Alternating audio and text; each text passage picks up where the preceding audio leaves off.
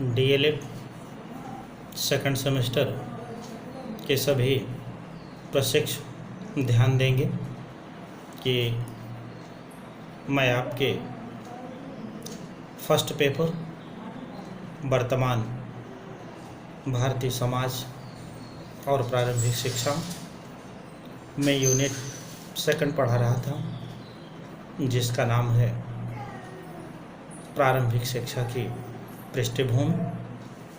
उसमें मैं आपको वैदिक काल पढ़ा रहा था।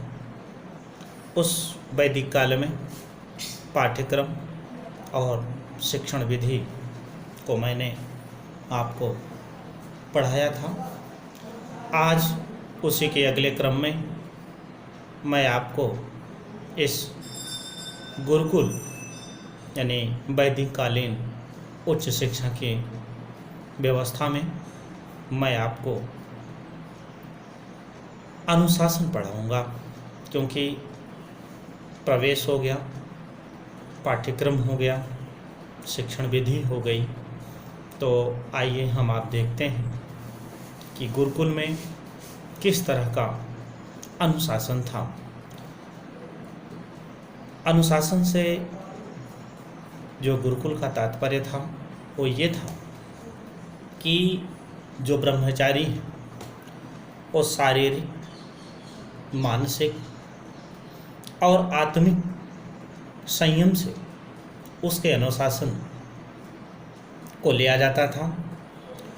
उस काल में जैसे शारीरिक अनुशासन क्या है, इस अनुशासन के अंतर्गत ब्रह्मचर्य व्रत का पालन, श्रृंगार न करना, सुगंधित पदार्थों का प्रयोग न करना, नृत्य एवं संगीत में आनंद न लेना, मादक पदार्थों का सेवन न करना, जुआ न खेलना, गाय को न मारना, झूठ न बोलना, चुगलीखोरी न करना। मतलब उनके शारीरिक स्वच्छता को भी सर्वोपरि स्थान दिया गया। यानी प्रातः काल उठकर सभी ब्रह्मचारियों को स्नान करना, पूजा करना, यानी शारीरिक स्वच्छता पर भी विशेष ध्यान दिया गया। इसमें मानसिक संयम में इंद्रिय निग्रह, सत्य, अहिंसा, आत्मिक संयम, ब्रह्मचर्य व्रत का पालन, काम, क्रोध, लोभ, मोह, मद आदि से दूर रहना है। इतने जो कार्य हैं, यानी मन में किसी भी तरह की हिंसात्मक भावनाएं ना आए और मन से किसी का अहित ना आप सोचें, इस तरह का जो अनुशासन था वो मानसिक अनुशासन था।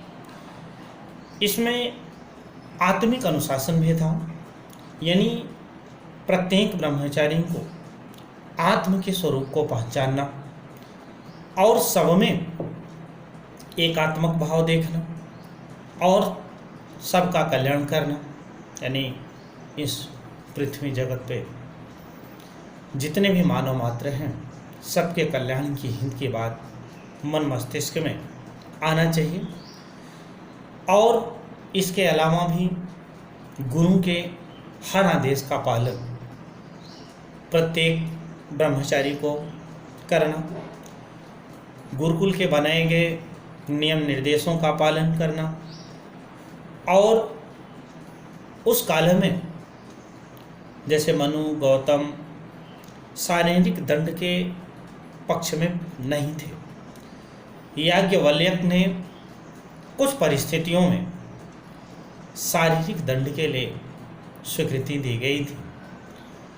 जैसे गुरुजी जब पढ़ाया करते थे तो उनके पास सलाखें थीं, लेकिन उसका प्रयोग कभी वो करते नहीं थे।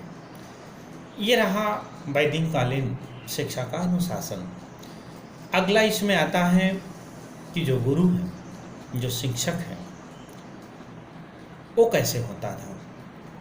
क्योंकि वैदिक काल में अति विद्वान, स्वाध्यायी, धर्मपरायण और सच्चरित्र व्यक्ति ही गुरु हो सकते थे। ये अति ज्ञानी होने के साथ साथ बहुत अधिक संयमी होते थे। उस समय समाज में इन्हें बहुत सर्वोच्च स्थान प्राप्त था। ये देव के रूप में प्रतिष्ठित थे।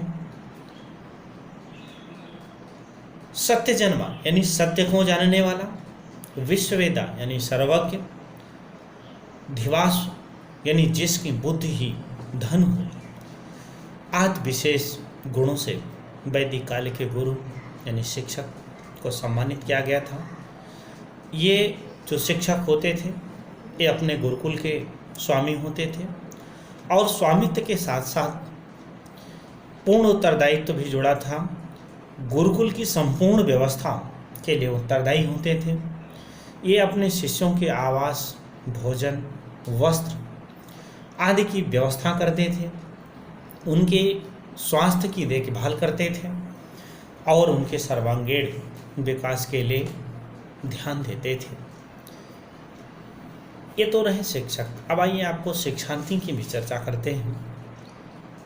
वैदिक काल में जिन बच्चों का उपनयन संस्कार के बाद जब गुरुकुल में प्रवेश मिलता था तो अनमैरिड होते थे। उस काल का जो ब्रह्मचारी हैं, जो शिष्य हैं, उसे ब्रह्मचारी कहा गया। वो पूर्ण ब्रह्मचर्य व्रत का पालन करते थे, सात्विक भोजन करते थे, सादा वस्त्र पहनते थे, किसी भी तरह के व्यसन से दूर रहना पड़ता था, गुरुकुल के नियमों का पालन करना होता था, गुरु की सेवा करना उनका परम कर्तव्य था। इनकी दिनचर्या मैंने आपको बताया था कि ये बहुत नियमित होती थी। सभी शिष्य गुरु के जागने से पहले ब्रह्म मुहूर्त में उठना है और नित्य पूजन हवन के बाद अध्ययन करते थे। सूर्य डूबने से पहले संध्या भोजन और रात्रि में गुरु सेवा और गुरु की सेवा के बाद विश्राम यानी गुरु से बाद में सोना और गुरु से पहले उठना। एक पूर्ण तपस्यापूर्ण जीवन था, क्योंकि वैदिक काल में गुरु और शिष्य का जो संबंध है, गुरु शिष्य के संबंध की चर्चा आपसे करते हैं। गुरु शिष्य का जो संबंध था वह पुत्रवत था। शिष्य गुरुओं को पिता तुल्य मानते थे। उनके ऊपर प्रेम और श्रद्धा के भाव होते थे। वैदिक काल में गुरुकुल व्यवस्था गुरु और शिष्य दोनों संयुक्त रूप से करते थे। यह व्यवस्था कार्य विभाजन के द्वारा सुचारू रूप से चलती थी।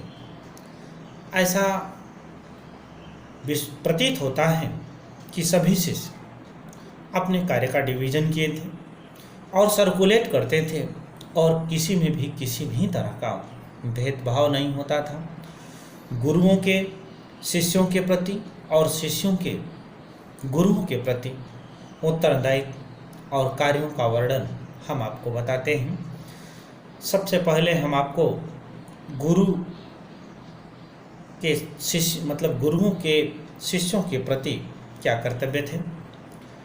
वैदिक काल में गुरु शिष्य के प्रति पूर्ण रूप से उत्तरदायी होते थे, जो निम्नलिखित हैं। शिष्यों के यानी गुरु का क्या नैतिक दायित्व है, ब्रह्मचारियों के यानी गुरुकुल में रहने वाले विद्यार्थियों की शिष्यों के आवास, भोजन, वस्त्र आदि की व्यवस्था करना, शिष्यों की स्वास्थ्य की देखभाल करना, उनके अस्वस्थ होने पर एक पिता की तरह उनकी सेवा करना, शिष्यों को भाषा, धर्म और नीति शास्त्र की जानकारी देना, शिष्यों को उनकी योग्यतानुसार प्रारंभिक वैदिक काल विशिष्ट विषयों और क्रियाओं की शिक्षा देना, शिष्यों में सदा आचरण की शिक्षा देना और उन्हें एक उत्तम चरित्रवान नागरिक बनाना,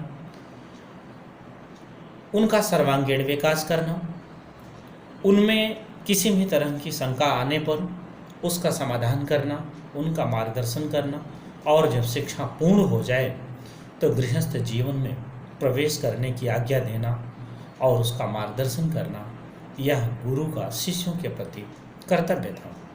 अब आइए, शिष्यों के गुरुओं के प्रति क्या कर्तव्य थे। गुरुकुल की सफाई करना, उसकी पूर्ण व्यवस्था करना, गुरु को सोने से पहले उनकी सेवा करना, आदेशों का निष्ठापूर्वक पालन करना। प्रत्येक ब्रह्मचारी मनसा वाचा कर्मणा से गुरुभक्त होता था। गुरु का आदर करना, सम्मान करना, उनके उपदेशों का सहसा पालन करना, भिक्षाटन करना और गुरु के बनाए हुए सभी दिशा निर्देशों का पालन करना प्रत्येक ब्रह्मचारी के लिए अनिवार्य था, क्योंकि वह ब्रह्मचारी गुरुकुल को, आचार्य को ब्रह्मा, विष्णु और महेश की उपाधि से विभूषित था। उन्हें देवतुल्य, पितातुल्य मान करके उनकी सेवा करते थे और जैसे गुरु के स्नान, पूजा पाठ की पूर्ण व्यवस्था करना, भोजन बनाना, वाद विवाद में प्रतिभाग लेना, प्रतिदिन की कक्षाओं में उपस्थित होना, ये सब जो कार्य थे वो शिष्यों के गुरुओं के प्रति कर्तव्य थे। उसके बाद ये कर्तव्य हो गए गुरु का शिष्य के गुरु के प्रति। अब इसमें ये बात आती है कि इनकी परीक्षाएं कब हुआ करती थी। वैदिक काल में आज की तरह परीक्षाएं नहीं होती थी। सर्वप्रथम मौखिक रूप से प्रश्न पूछकर यह निर्णय किया जाता था कि शिष्य को यथा ज्ञान प्राप्त हुआ या नहीं। इसके बाद उन ब्रह्मचारियों को विद्वानों की सभा में उपस्थित कराया जाता था। वहाँ शास्त्रार्थ होता था, प्रश्न पूछे जाते थे और जब सफल हो जाते थे तो उन्हें अगली कक्षा में बढ़ा दिया जाता था। वैदिक काल में जैसे कोई पास हो गया तो उसको कोई प्रमाण पत्र नहीं था, उनकी योग्यता ही उनका प्रमाण पत्र होती थी। परंतु जो छात्र गुरुकुल का 12 वर्षीय सामान्य पाठ्यक्रम तथा किसी एक वेद अध्ययन का, मतलब कोई एक वेद है उसका पूर्ण अध्ययन कर लेते थे तो उन्हें स्नातक माना जाता था। जो 24 वर्षीय पाठ्यक्रम यानी किन्हीं 2 वेदों का अध्ययन पूर्ण कर लेते थे तो उन्हें वश की उपाधि दी जाती थी। जो 36 वर्षीय पाठ्यक्रम यानी किन्हीं 3 वेदों का अध्ययन पूर्ण कर लेता था तो उन्हें रुद्र कहा जाता था। और 48 वर्षीय यानी 4 वेदों का अध्ययन करने वाले ब्रह्मचारी को आदित्य कहा जाता था। ये इनकी परीक्षा की स्थितियाँ रही। अब इसमें बात आती थी कि अवकाश, जैसे शुक्ल पक्ष और कृष्ण पक्ष की अष्टमी को अवकाश रहता था। उस नगर गांव या संभ्रांत किसी ब्राह्मण की मृत्यु पर गुरुकुल में शिक्षण कार्य नहीं होते थे, या डाकुओं के विद्रोह होने पर या खराब मौसम होने पर, ऐसी स्थितियों में गुरुकुल में शिक्षण कार्य में अवकाश रहता था। और इसके अलावा जैसे इनका जो व्यवस्थाएं थी, जैसे सुबह ब्रह्म मुहूर्त में उठना, उसके बाद नित्य स्नान ध्यान करना, प्रातः 8 बजे से लेकर के 12 बजे तक कक्षाएं चलती थीं। 12 के बाद 2 घंटे के लिए भोजन, फिर विश्राम, फिर 2 बजे से 5 बजे तक कक्षाएं चलती थीं। फिर सायंकालीन बच्चे खेल कूद करते थे, भोजन होता था, फिर रात्रि विश्राम होते थे, फिर सुबह उठते थे। और इस विद्यार्थियों का जो जीवन था बहुत कठोरतम जीवन था। ये ज़मीन पर सोते थे और बहुत तपस्वीपूर्ण ढंग से रहा करते थे। ये आपका वैदिक कालीन शिक्षा समाप्त हुआ। कल मैं आपको बौद्ध कालीन शिक्षा पढ़ाऊँगा।